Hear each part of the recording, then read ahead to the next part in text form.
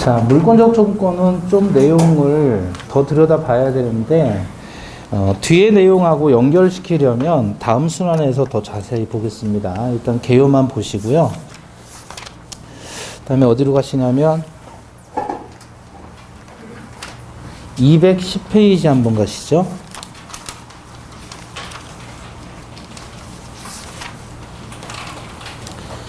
210페이지 보시면 이제 부동산 물권의 변동 이렇게 나오죠.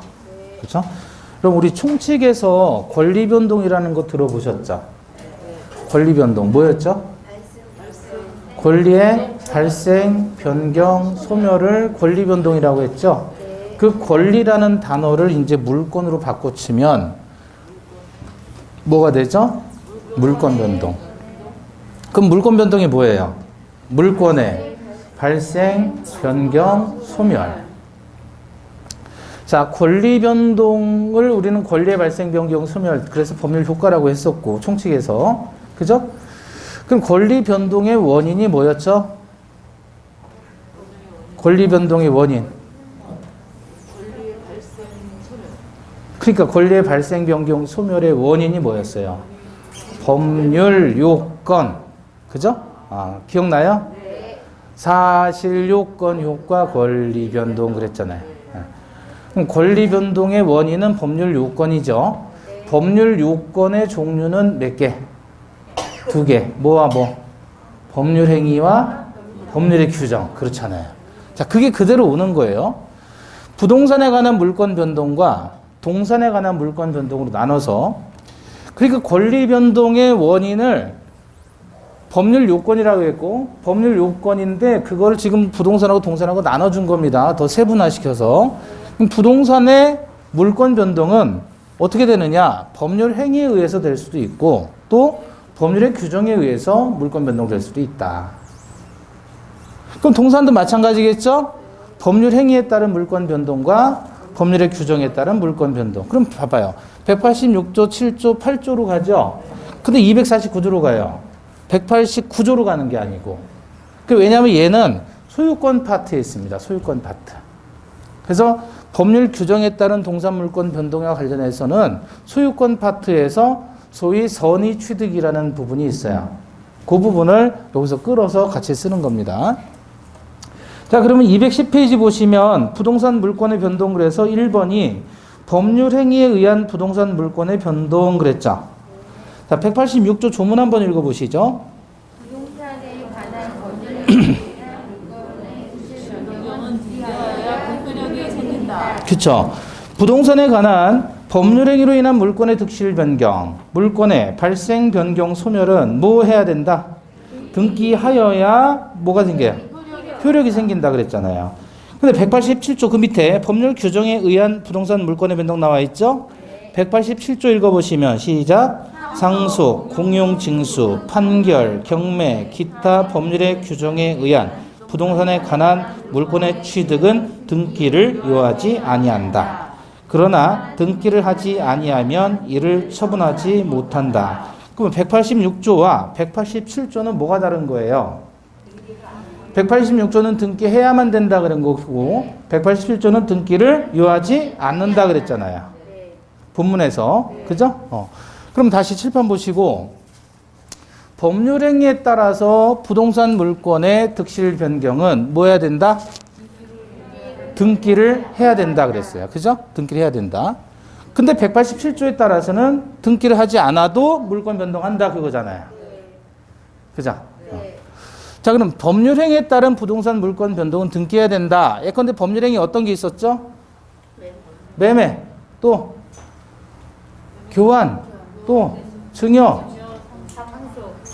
상속은 법률의 규정이고 그런 것들을 통해서 소유권이 변동하려면 뭐 해야 되는 거예요? 등기해야 된다 그거예요.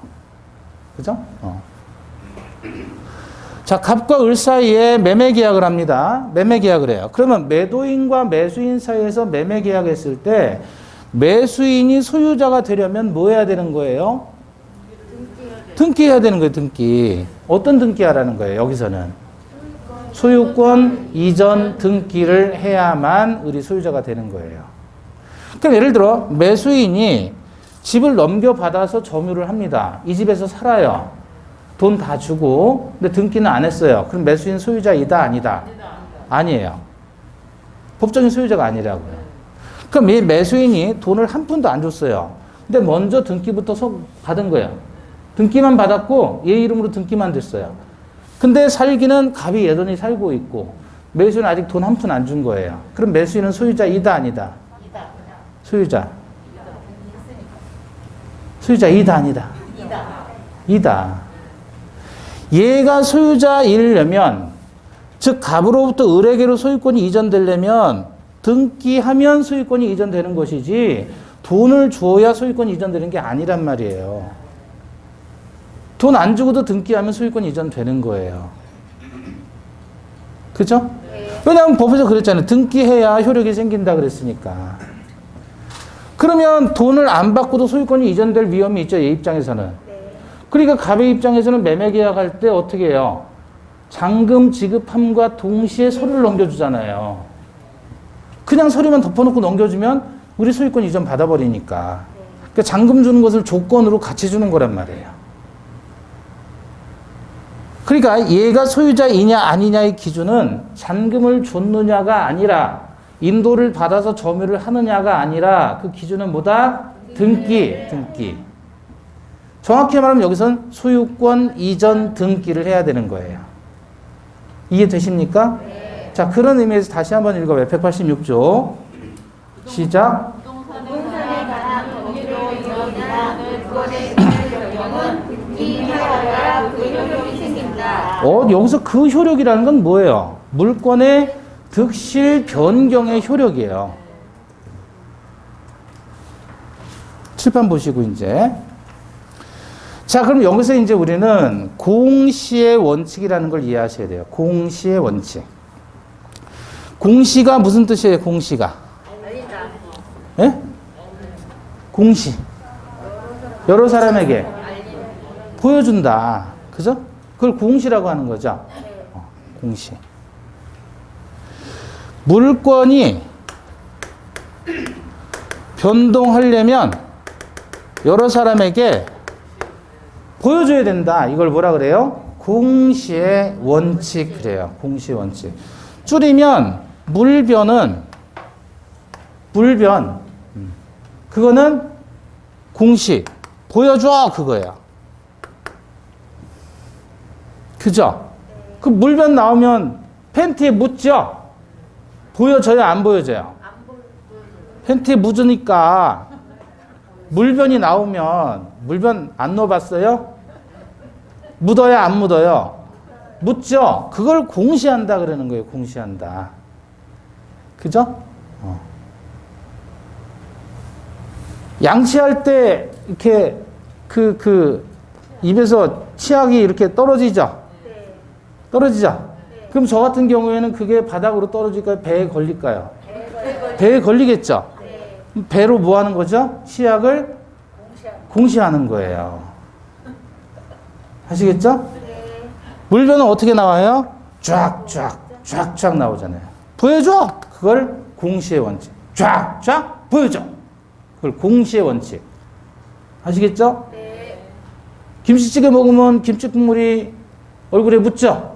김치 국물이 뭐 되는 거죠? 공시 되는 거잖아요. 공시. 어제 와이프하고 짜장을 먹었는데 와이프가 짜장을 많이 묻혔더라고요. 제가 그래서 쫙 지워줬어요. 이렇게. 그랬더니 와이프가 뭐랬냐면 너나 지워. 저는 이만큼 묻혔으니까. 뭐 하는 거죠? 공시의 원칙. 예? 공시하는 거예요. 공시. 다시 말하면 물건 변동하는 걸 전부 공시하라는 거예요. 뭘로? 등기로. 물건이 발생하는 것도 등기로 보여주고 변경하는 것도 보여주고 또 물건이 소멸되는 것도 다 등기로 보여주라는 거예요. 그래서 여러분 등기의 종류가 여러 가지 있죠. 취득과 관련되어서는 어떤 등기가 있어요? 설정 등기, 보존 등기, 이전 등기. 그죠? 소멸과 관련해서는 말소 등기, 멸실 등기. 그죠? 변경과 관련해서는 경정 등기, 변경 등기. 그쵸? 그런 거 다 공시법에서 배운다고 해줘야. 네? 경정 등기하고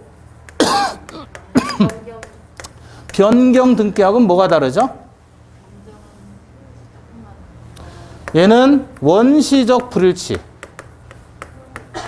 얘는 후발적인 불일치예요. 그러니까 처음부터 잘못된 것을 바로잡는 것은 경정으로 바로잡는 거고, 예? 저 예컨대 전세금이 2천만 원인데 처음부터 2억 원으로 잘못 기재됐다. 처음부터.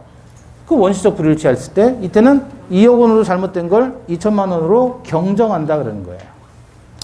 전세금이 2천이었는데 3천으로 올라갔어요. 처음엔 맞았는데 나중에 바뀌었죠? 그 후발적인 불일치일 때는 뭐 한다 그래요? 변경한다. 네? 이걸 또 뭐 외운다고 이러고 있어요. 경은 원시적 불일치고 변경은 후발적 불일치고 경원, 변후. 뭐 변은 뒤로 나온다? 후?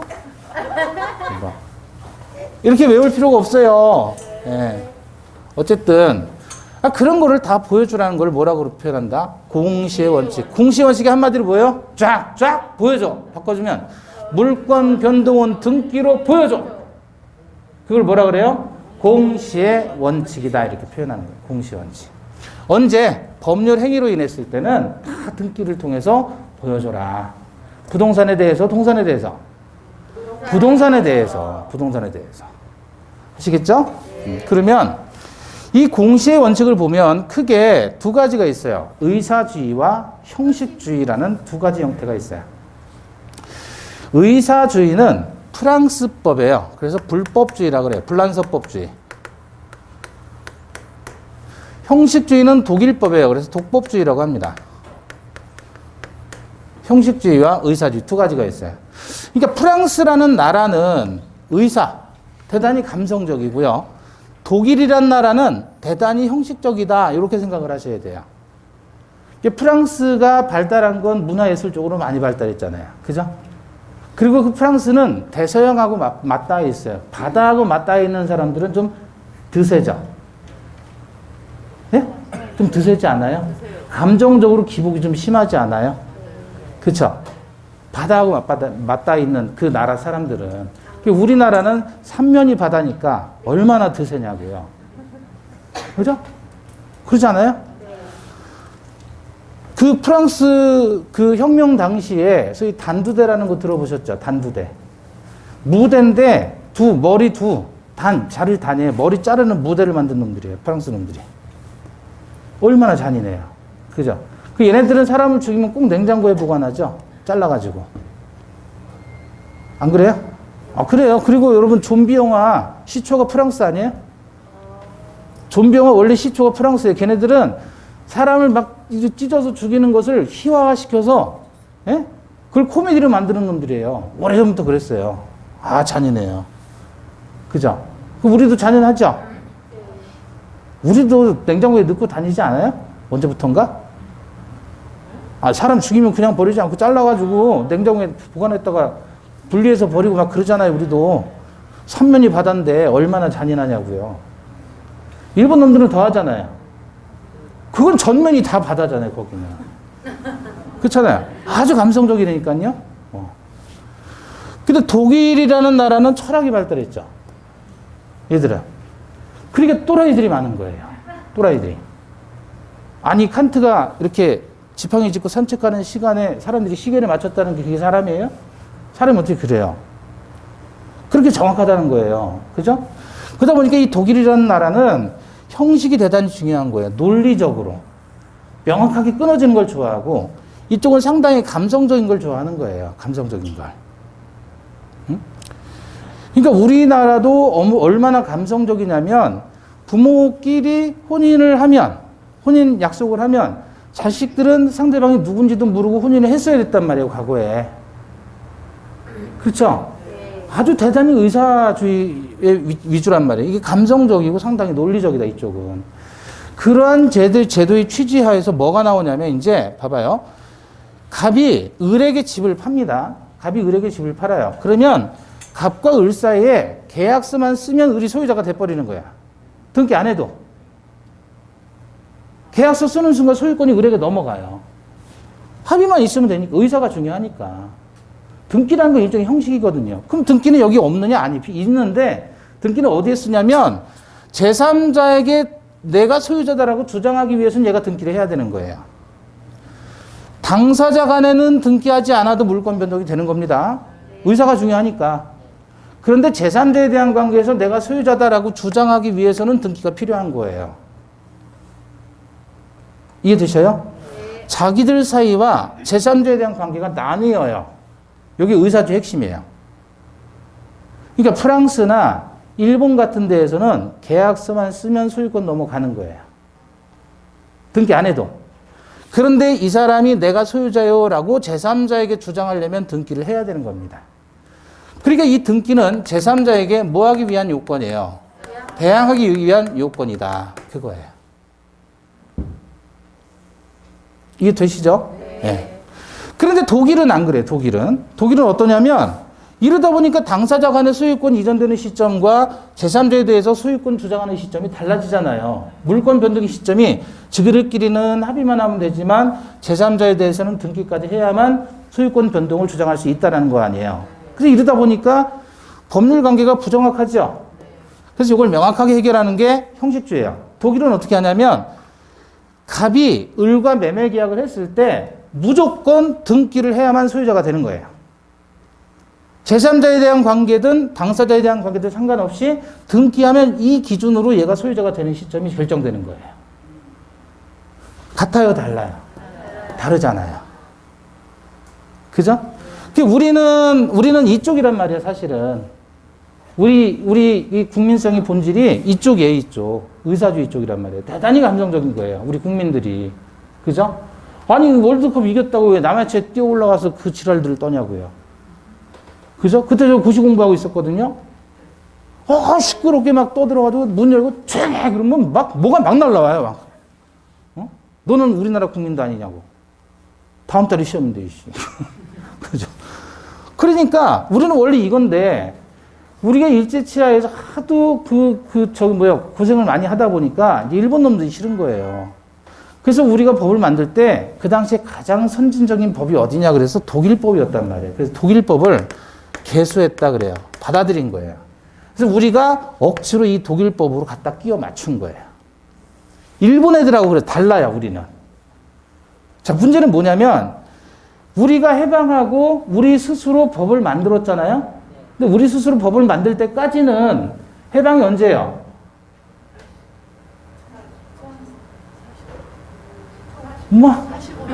45년에 해방을 했잖아요. 그죠? 그리고 재헌 국회를 소집해서 만들었어요. 남한에서 단독으로. 그죠?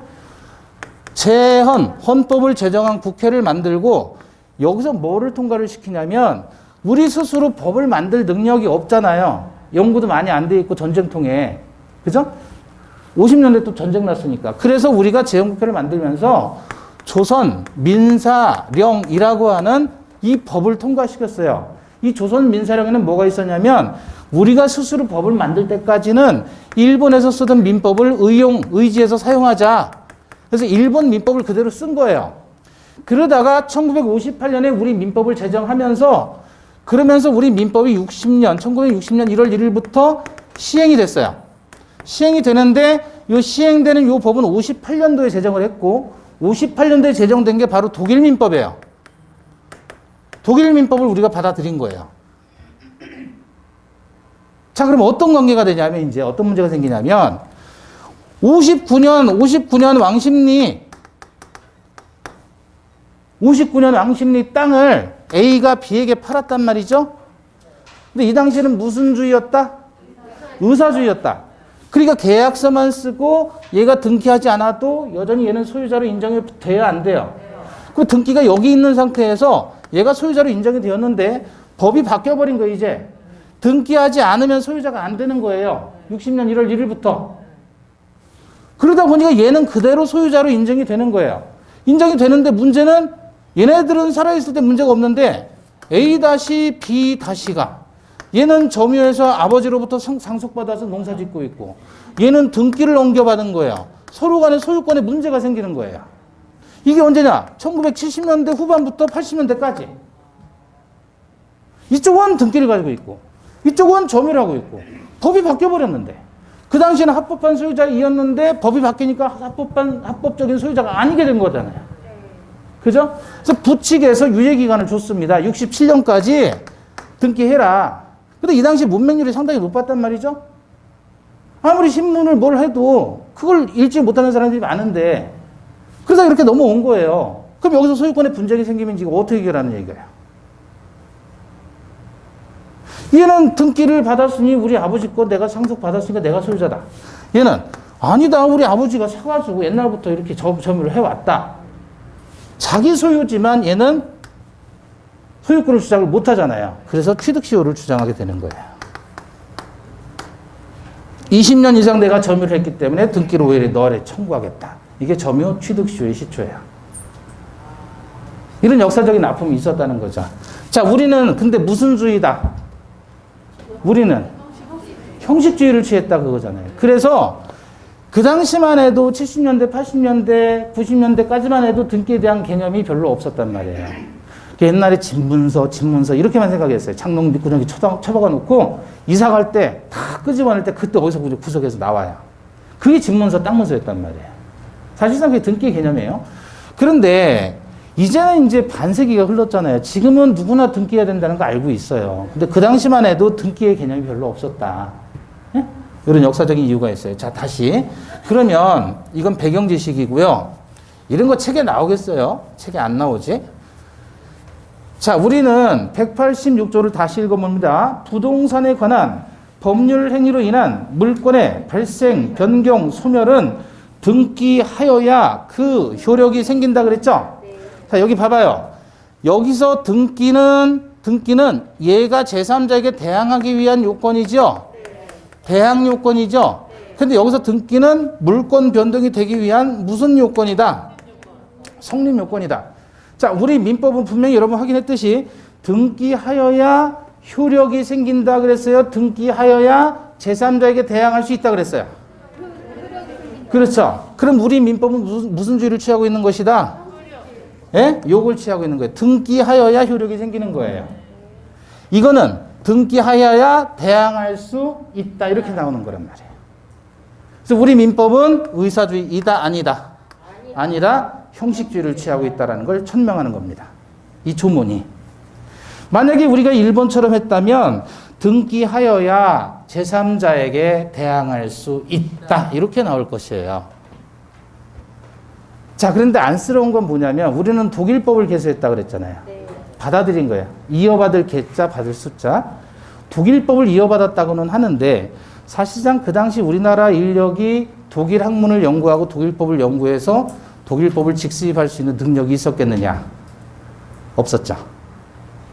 그러면 뭘 가지고 독일법을 받아들인 거냐면 일본 애들이 독일 거를 연구한 결과를 일본어로 번역하고 출판한 걸 가지고 그걸 공부한 거예요.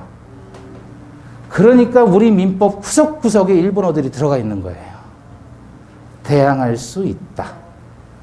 네? 하자담보 책임 이런 식으로. 이해된 거죠? 근데 지금은 입장이 달라졌어요. 민사집행법 분야 같은 경우는 일본에서 우리한테 배우러 와요, 지금. 우리가 세계 최고 수준이에요. 민사집행법 분야는. 그러니까 우리가 엄청나게 고속 성장을 한 건 사실이에요. 그 당시에 비하면. 자, 그러면 우리 민법은 무슨 요건주의를 취하고 있다? 성립요건주의, 다른 말로 형식주의를 취하고 있는 근거는 바로 186조이다. 그거 봤죠? 자, 그래서 거기 책 보시면 민법 제186조는 부동산에 관한 법률 행위로 인한 물권의 득실 변경은 등기해야 효력이 생긴다고 규정해서 성립 요건주의를 취하고 있다. 뭐가 아니다? 대항 요건주의가 아니다. 따라서 법률 행위에 의한 부동산 물권 변동은 물권 행위와 등기 두 요건을 갖추었을 때 성립 내지는 효력을 발생한다. 여기서 법률 행위는 물권 행위라는 것이 다소리고, 그리고 민법 제186조가 적용되는 것은 부동산에 관한 물권의 득실 변경이에요. 따라서 점유권과 유치권을 제외한 부동산 물권인 소유권, 지상권, 지역권, 전세권, 저당권, 권리질권의 6종이 해당한다. 자, 그런데 여기 보시죠. 이제 법률 규정에 따른 물권 변동은 등기 없이 물권 변동한다 그랬잖아요. 그래서 거기 187조 밑에 원칙 보시면 민법 187조 그래서 뭐가 나오냐면 상속, 공용, 징수, 판결, 경매, 기타 법률 규정에 따른 부동산에 관한 물권의 취득은 등기를 요하지 않지만 등기를 하지 아니하면 이를 처분하지 못한다고 규정하고 있다 그랬잖아요. 자, 오른쪽 페이지 보셔요. 187조의 적용 범위. 그래서 문제의 포인트는 이제 등기를 해야 되느냐, 등기 없이 물권 변동하느냐 그거예요. 거기에 뭐가 나와 있죠? 여기 봐봐요. 187조에 뭐가 나왔냐면 상속, 공용 징수, 판결, 경매, 기타 법률의 규정에 따른 물권 취득은 등기를 요하지 않는다 그랬잖아요. 그죠? 그러니까 상속받을 때에는 등기 없이도 물권 변동한다 그 얘기예요. 공용징수, 예컨대 수용할 때에는 등기 없이 물권 변동하는 거고 판결 받았을 때에는 판결 시에 물권 변동하고 경매로 인해서 물권에 취득을 했을 때에는 매각대금 완납시, 즉 경락대금 완납했을 때 소유권이 변동하는데 등기 안 해도 지금 네 가지 사례를 여기서 나열을 했죠. 187조에서. 근데 그게 사례가 많겠어요? 적겠어요? 더 많아요. 더 많으니까 그걸 일일이 다 나열하지 않고 전부 뭐로 뺀 거예요, 이제? 기타 법률의 규정으로 뺀 거예요. 그럼 기타 법률에는 관습법에 따른 물권 변동부터 해가지고 여러 가지 조문이 많단 말이에요. 그죠? 그러니까 문제를 낼 때는 이거 등기해야 되느냐, 아니면 등기 없이도 되느냐, 요걸 가지고 이제 문제를 낸다. 아시겠죠? 그건 차차 이제 할 거고, 그 다음에 두 번째로, 우리가 지금 공시의 원칙을 봤잖아요? 이번에는, 자, 208페이지 보시고,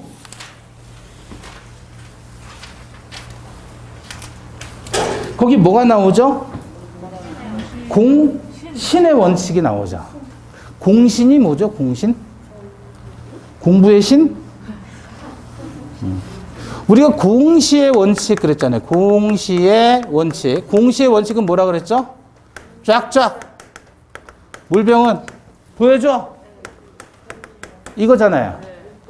그죠? 근데 공신의 원칙은 뭐냐면 이건 믿을 신자예요. 이건 보일 시자고 공시 방법을 신뢰한 자를 보호한다는 원칙을 공신의 원칙이다 그래요. 공시 방법을 신뢰한 자를 보호한다는 원칙. 자, 그래서 의 보시면 공시 방법인 등기 또는 점유라는 외형을 신뢰하고 거래한 자는 비록 그 공시 방법이 진실한 권리관계에 부합하지 않더라도 공시된 대로의 권리를 취득한다는 것이다. 이게 무슨 말이냐 이거죠. 앞으로 가보셔요. 207페이지. 공시원칙 나와 있죠. 공시원칙과 공시는 다릅니다. 근데 의 보시면 물권의 변동 상황을 외부에서 인식할 수 있도록 일정한 표상을 갖춰야 한다는 원칙으로 거래의 안전을 위해서 필요하다. 그러니까 물권의 변동 상황을 외부에서 인식할 수 있도록 일정한 표상, 표지를 갖춰야 된다. 그게 뭐라고 그랬어요? 쉽게 말하면 쫙쫙 물건이 발생하고 변경하고 소멸하는 거 전부 공시로 보여주라. 그게 공시의 원칙이에요. 근데 그걸 바탕으로 해서 공시가 되면 그건 믿고 거래하는 사람 보호하겠다는 게 공신의 원칙이에요. 참 말도 더럽게 어렵게 써놔요. 그죠? 예. 자, 칠판 다시 보시고 공시의 원칙은 공신의 원칙을 기반으로 합니다. 왜냐하면 갑이 지금 소유자입니다. 갑이 소유자인데 을이 위조해서 등기를 여기서 넘겨놨어요. 그럼 얘는 권리자, 무권리자. 위조해서 등기를 해놓으면 무권리자잖아요. 위조해서 등기했으니까. 그럼 이건 무효인 등기인데 무효인 등기를 믿고 얘하고 거래를 한 거예요. 얘가 등기한 공시 방법을 병이 신뢰하고 거래를 했으면 얘를 보호한다. 그게 공신의 원칙이에요. 물권 변동은 전부 공시하라, 보여줘라. 그건 공시의 원칙이고 공시는 했어요. 공시는 했는데 이게 진정한 공시가 아니라 잘못된 공시라도 잘못된 등기라도 믿고 신뢰하고 거래한 사람은 보호해야 된다. 그럼 얘는 소유권을 취득한다. 이게 공신의 원칙이에요. 이해되셔요? 네. 자, 그러면 공신의 원칙을 보는데 무권리자가 이렇게 등기를 위조해서 가지고 있는 거예요. 근데 이놈이 소유자라고 믿고서 병이 거래를 했다. 그랬을 때 이 병을 공신의 원칙을 인정하면 병은 소유권을 취득하는 거예요? 못하는 거예요?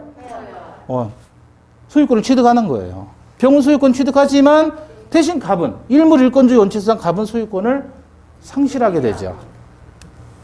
그죠? 근데 만약에 공신의 원칙을 인정하지 않게 돼요. 그럼 어떻게 되죠? 병은 소유권 취득 못하죠. 공신을 인정한다는 말은 병이 취득한다는 얘기예요. 그럼 상대적으로 갑은 소유권을 상실하게 되는데 공신을 인정하지 않는다. 얘가 신뢰하고 무효인 등기를 넘겨받았을 때 얘가 취득한다는 건 공신의 원칙을 인정하는 거고 취득 못한다는 건 공신의 원칙을 부정하는 거죠. 이렇게 되면 결국 갑은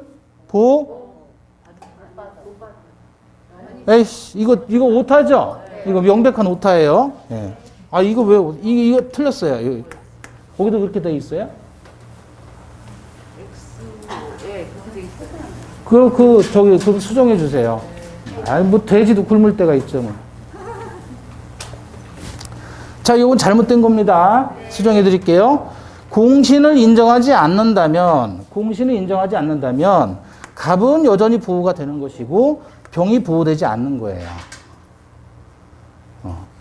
다시, 공신의 원칙은 무권리자가 점유하는 것을 믿고 신뢰하고 거래했어요. 이게 무효인 등기인지 아닌지 얘는 모르니까. 그랬을 때 이 공시 방법을 믿은 사람을 보호하겠다는 게 공신의 원칙이에요. 등기가 무효라도 그거 믿고 거래한 사람을 보호하겠다가 공신의 원칙이고 공신의 원칙을 인정을 하게 되면 병은 소유권 취득하는 겁니다. 근데 만약에 공신의 원칙을 인정하지 않는다고 하면 병은 소유권 취득을 못해요. 그럼 오히려 갑의 소유권은 그대로 유지가 되는 겁니다. 그죠? 우리 민법은 공신의 원칙을 인정할까요? 안 할까요? 우리 민법은 공신의 원칙을 인정하지 않습니다. 그 우리는 공신의 원칙을 인정하지 않기 때문에 어떤 뜻이에요? 누가 보호되는 거야? 갑의 소유권은 여전히 보호되는 것이고 병의 등기는 말소되는 겁니다. 우리는 공신의 원칙을 인정한다, 인정하지 않는다? 공신의 원칙을 인정하지 않는다. 왜 그럴까요? 우리는 왜 그러면 공신의 원칙을 인정하지 않을까요? 네? 사기가 많아서? 뭐 다른 나라는 뭐 사기가 없겠어요? 그러니까 우리는 등기를 믿을 수가 있다는 거예요? 믿을 수가 없다는 거예요? 등기 믿고 거래한 사람 보호가 안 되죠? 공신의 원칙 인정 안 하니까 등기 믿고 거래한 사람 보호가 안 되잖아요. 그죠? 그럼 등기가 믿을 수가 있다는 게 등기가 믿을 수가 없다는 거예요. 믿을 수가 없다는 거예요. 왜 그럴까요? 왜? 등기 공신력 인정 안 한다 그랬어요. 왜 그럴까요? 형식적 심사주의 때문에 그래요. 등기관이 심사를 할 때는 형식적으로 대충 이렇게 한다는 얘기가 아니라 얘가 뭐 한다는 거예요? 서류로만 심사한다는 거예요. 서류로만. 따라서 실질 조사권이 있어요? 실질 조사권이 없어요? 실질 조사권이 없어요. 왜 그럴까요? 왜 그러면 등기관은 형식적으로 서류로만 심사를 할까요? 사람 불러가지고 촉 치면서 너 돈 어딨어? 어디서 났어? 네가 돈이 어디 있는데 너 10억짜리 아파트가 네 앞으로 돼 있는 거야? 이게 다 따져야 되는데 그런 걸 따질 수 있는 그런 여력이 안 돼 있단 말이에요. 네? 기본적으로 이게 형식적 심사주의를 취할 수밖에 없는 이유는 뭐죠? 네? 돈 문제예요, 돈 문제. 돈 문제. 등기관이 많아가지고 시간이 그냥 널널해요. 심심할 때 한 번씩 조사해가지고 불러가지고 추궁하고 실제로 거래가 있었는지 아니면 증여인데 매매로 위장한 건지 다 조사하면 되잖아요. 그죠? 그러면 시간이 많이 걸려요, 시간. 인력이 많이 들어요. 그게 다 돈 문제잖아요. 예산 문제가. 하루에 등기관이 등기 신청했을 때 예를 들어서 하루에 200건이 등기 신청 건수가 들어왔어요. 그러면 등기관이라는 사람은 어떤 사람인지 아시죠? 등기소에 있는 등기 결재권자들 있잖아요. 관이라는 말을 붙이려면 최소한 5급 공무원 이상이에요. 법원 사무관 이상. 그런 사람인데 그 사람들 하루 종일 보는 거예요. 서류 들어오면. 그럼 이게 인감도장하고 찍힌 거하고 인감증명서 있는 거하고 맞는지 다 일일이 대조해서 확인하고 그래서 서류 검토를 다 하는 거예요. 그래서 서류 검토 끝나면 등기 기재를 하는 거고. 그럼 한 사람이 한 사람이 팔 수 있는 하루에 건수가 예를 들어 100건이다. 근데 어느 아파트 단지가 신축되면서 막 2,000건이 왕창 들어왔어요. 그럼 이거 다 결제를 해야 되는 대충 보면 안 되겠죠? 하나는 다 봐야 될 거 아니에요. 환장하는 거예요, 그러면. 그럼 이제 사무실에서 등기관이, 와, 이 서류가 이렇게 쌓여있고, 해야 될 일이 많고, 퇴근은 못하죠, 이제? 그럼 뒤에 딱 보면 이제 대통령이 떡 이러고 시키는 거야. 그 밑에 뭐라고 써있어요? 하면 된다, 이렇게. 그럼 그냥 막 찍어버려요. 왜냐면 다음으로 넘겨버리면 그 다음날 오는 거 또 누적되잖아요. 그 해결을 해야 되니까 사람 한정돼 있고.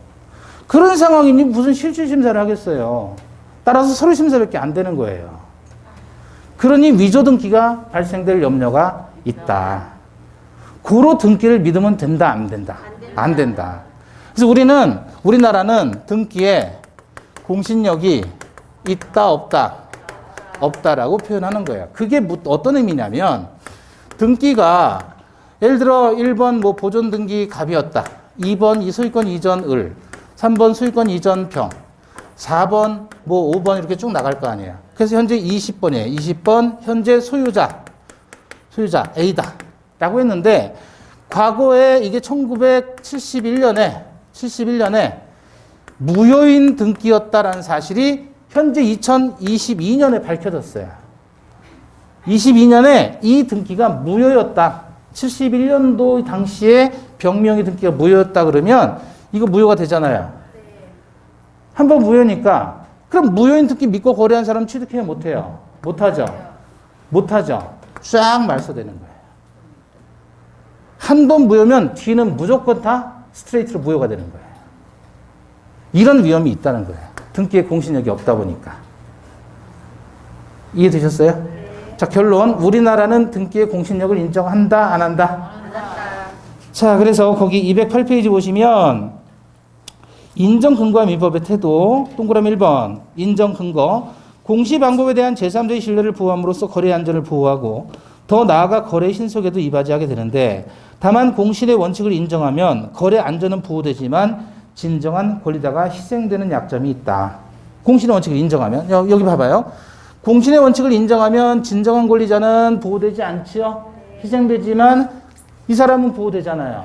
공신의 원칙을 인정하면 그러면 이 사람이 보호된다는 말은 얘는 등기가 무효인지 유효인지 상관없이 취득할 수 있다는 얘기잖아요.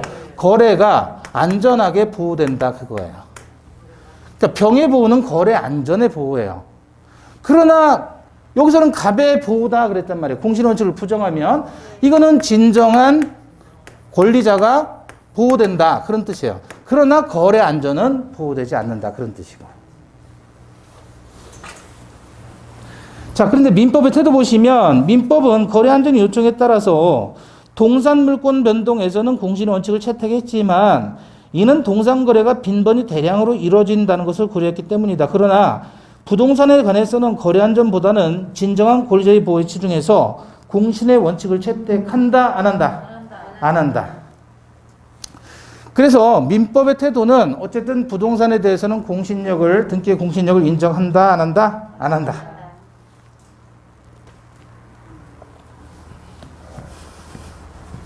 이제 이런 내용들은 공시의 원칙과 공신의 원칙은 기본적인 내용이고요. 결론만 기억하세요. 우리는 공신력 있다, 없다? 등기에 공신력 없다. 자, 그 다음에 210페이지 다시 가보시면 그래서 아까도 봤듯이 186조 법률행위에 따른 물권 변동이냐 법률의 규정에 따른 물권 변동이냐에서 법률 규정에 따른 물권 변동을 집중적으로 볼 거예요, 오늘. 자, 등기 없이 물권을 취득한다. 실판 보셔요. 등기 없이 물권을 취득해요. 언제? 상속, 공용 징수, 판결, 경매, 기타 법률의 규정에 따른 물권의 취득은 등기를 요하지 않는다 그랬습니다. 그러나 단서에서는 처분하려면 등기를 해야 된다 그거예요. 그럼 구체적으로 이제 하나씩 보잔 말이죠. 상속일 경우야. 상속. 사망한 사람을 뭐라 그러죠? 피상속인. 아버지가 사망했다 그러면 아버지가 피상속인. 그 자식이 뭐가 되죠? 상속인이 되죠. 그러면 보세요. 갑이 칠판 보셔요. 칠판 보시고 집중해 보셔요.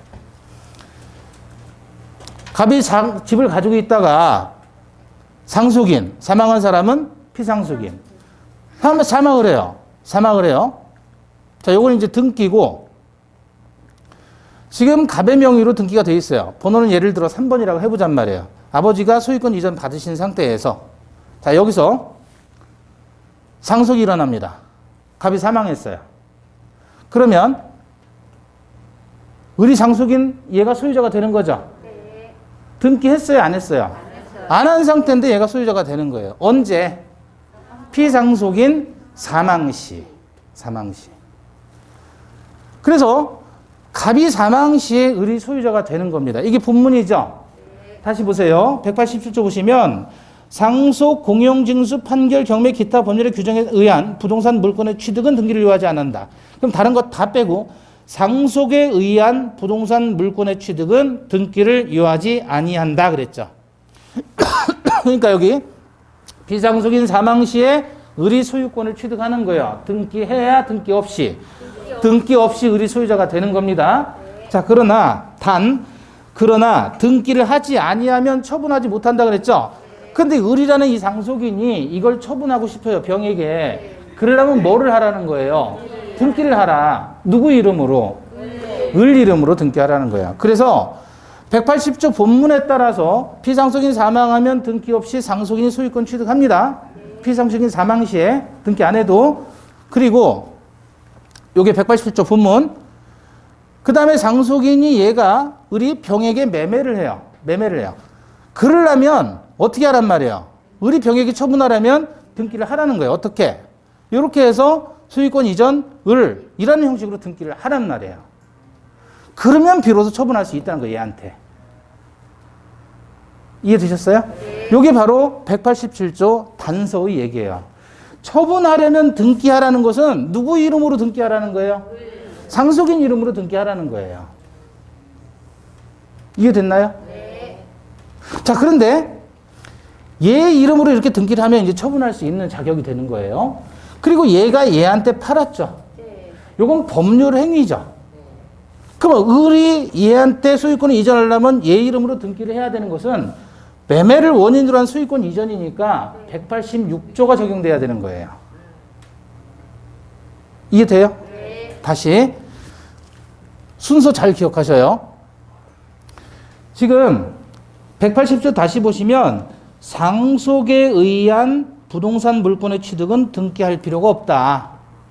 그러니까 피상속인 사망 시에 상속인이 소유자 되는 겁니다.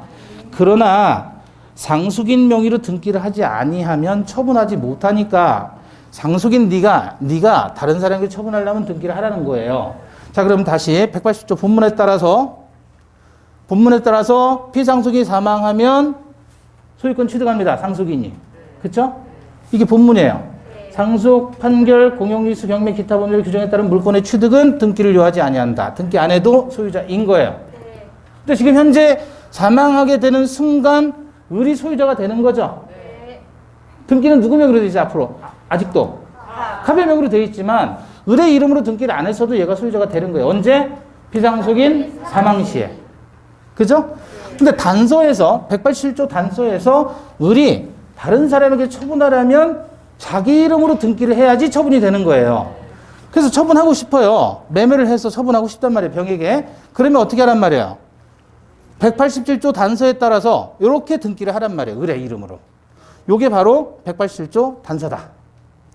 자, 여기까지 됐어요. 그러면 이제 처분할 자격이 된 거죠. 그리고 얘가 얘하고 매매 계약해서 얘한테 소유권이 넘어가려면 이건 법률 행위에 따른 물권 변동이니까 186조가 적용돼야 돼요. 따라서 병이 을로부터 소유권을 취득하려면 등기를 해야 되는 건 몇 조? 186조. 요렇게 돼야 돼요. 소유권 이전 병. 요게 바로 186조다. 연결할 수 있겠죠? 네, 잠시 쉬었다 또 보겠습니다.